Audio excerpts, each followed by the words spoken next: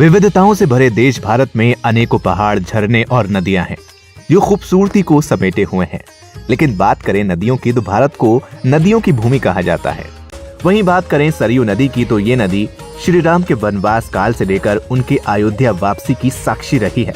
ऐसे में राम की नगरी अयोध्या के चरण पखारने वाली सरयू नदी का वर्णन ना हो तो अयोध्या की गाथा अधूरी रह जाएगी, क्योंकि सरयू श्री राम के जन्म से वन गमन और बैकुंठ गमन की साक्षी रही है।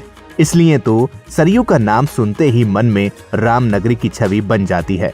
सरयू वैदिक कालीन नदी है जिसका उल्लेख ऋग वेद में भी मिलता है। पुराणों में वर्णित है कि सरयू भगवान विष्णु के नेत्रों से प्रकट हुई।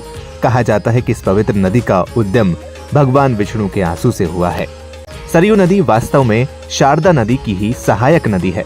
इसे सरयू या सरजू नदी भी कहा जाता है। सरयू नदी उत्तराखंड के शारदा नदी से अलग होकर उत्तर प्रदेश के जरिए अपना प्रवाह जारी रखती है। ये मुख्य रूप से हिमाचल की तलहटी से निकलती है और शारदा की सहायक नदी बन जाती है। बात करें सरयू नदी के इतिहास की तो इसका उल्लेख प्राचीन हिंदू धर्म शास्त्रों, वेद और रामायण में भी मिलता है। सरयू गंगा की 7 सहायक नदियों में एक है। सरयू नदी की पवित्रता ऐसी है कि इसमें स्नान करने से मनुष्य की अशुद्धियां नष्ट हो जाती हैं।